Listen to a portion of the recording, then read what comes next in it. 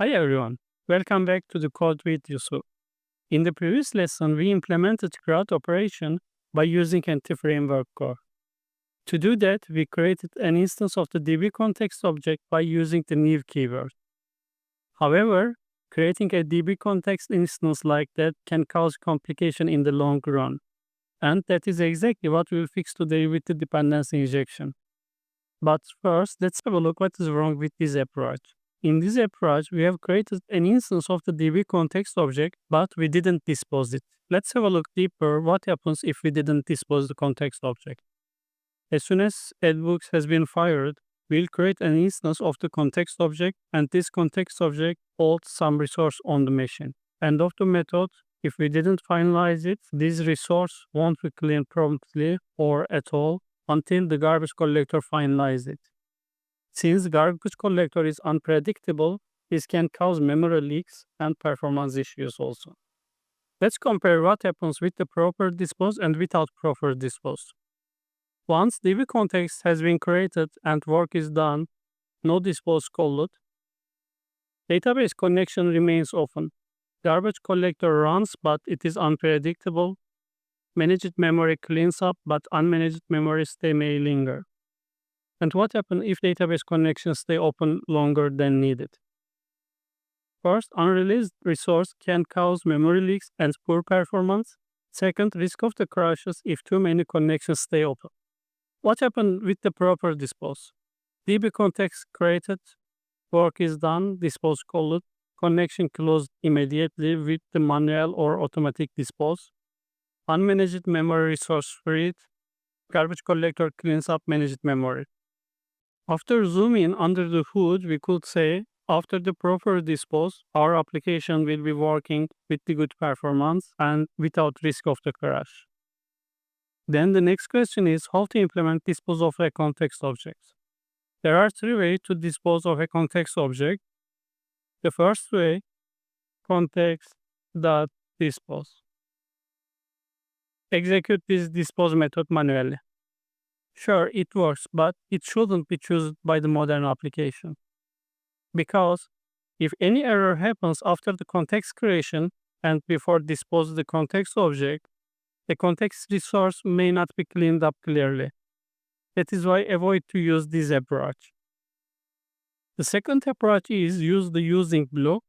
I will be using block here. It says define your resource here. I will be copying and pasting my context resource in here. Database operation copy and paste inside the scope. And we don't need this manual dispose. That is the better way from the first approach, because even error raised, we will be sure our resource clean up after using scope. That is why we can prefer this way rather than using the first approach. But either way, this approach isn't the clear way also, because we need to implement this using in every method that we have used context object. And one more thing, the main reason to don't use this approach is if we use dependency injection, we'll be easily implement unit test and integration test in our projects. That's why in real world application, I don't choose this approach also. Then what is the solution? The solution is implement dependency injection in the modern applications. So let's have a look how does dependency injection work. Implement dependency injection in .NET Core takes two steps. The first step is register your service, in our case that is DbContext, inside the IoC container and use via the dependency injection wherever you need. That said, we are pushing DbContext creation and dispose responsibility to the IoC container rather than doing everything manually inside our code. Let's see how to implement it. Register one service in .NET Core is really straightforward. We need to write down our code between web application create builder and builder.build. That said, this code scope represents IoC container in .NET Core. I will be writing down my DbContext registration code here also. Builder.services.add.dbcontext. Once when I write down at DbContext, I see it expects one generic type here. but this type needs to be context type. In previous lesson, we have created one context object by the inherited DbContext, which comes from Entity Framework code. Here, I need to use this context object as a generic type.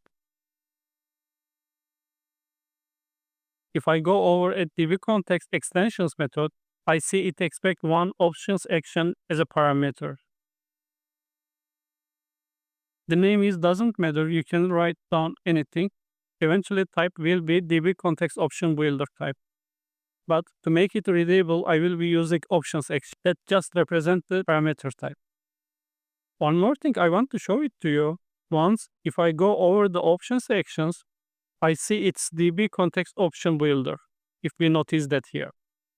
If I go to my context object, I see one onConfigure overridden method which takes the parameters DbContext option builders. That means same configuration what we have did here, we need to do same configuration in the IoC container. I will be writing down same things, options builder that use SQL server, which I have written down in the context object.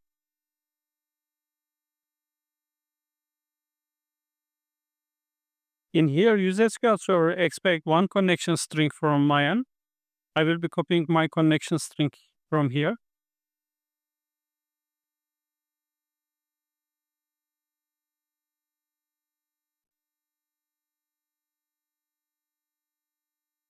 Let's summarize what we have did. In the .NET Core, web application that create builder method till builder.build represent IoC container. That said, we need to register our services here. I will be registering at DbContext. While registering DbContext, it expects from my end one context as a generic type. After feeding this type, I can create options action with the DbContext option builder type. Here I can provide my connection string. But in a real-world application, we never define our configuration hardcodes. In other hand, the parameters that need to be changed dynamically never be hard-coded in the code. But here, to learning purpose and zoom in dependency injection, I will keep it simpler. However, in the next lesson, we'll be looking at this point, like how to move this static configuration to the appsettings.json. After successfully register our service in IoC Container, let's have a look how to use dependency injection wherever we need. Earlier, we have created one context object by instantiated manually. Now I will be using dependency injection here. There is one usual approach to create constructor, another approach using primary constructor. Primary constructor is modern approach. I will be showing it to you also. But here, first let's have a look at the usual approach. I will be creating one field, private. This should be context type, underscore context. As a shortcut, I will be writing down ctor and press the tab, which just do a create constructor for me.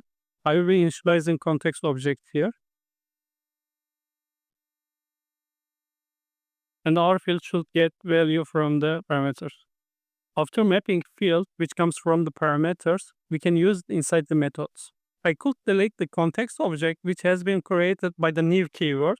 I could delete it, this bracket also. And I need to replace this context object which has been created by the dependency injection.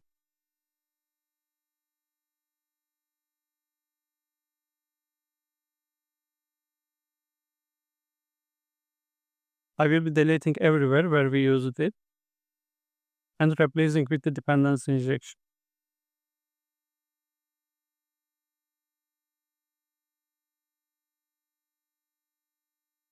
Let's zoom in the first method what we have did. In here we have deleted manual created context object to the dependency injection. And it's really simpler and readable approach. After registering DbContext, we have used dependency injection in our methods also. Sure, it works. But let's make it more sweeter. In the modern C# code, at the class statement, we can define primary constructor. I will be deleting classic constructor creation code. And next to the class statement, I will be defining my primary constructor. To follow best practice, I didn't define my primary constructor with the underscore. That's why I have used the just context, and I will be replacing my context with the underscore one.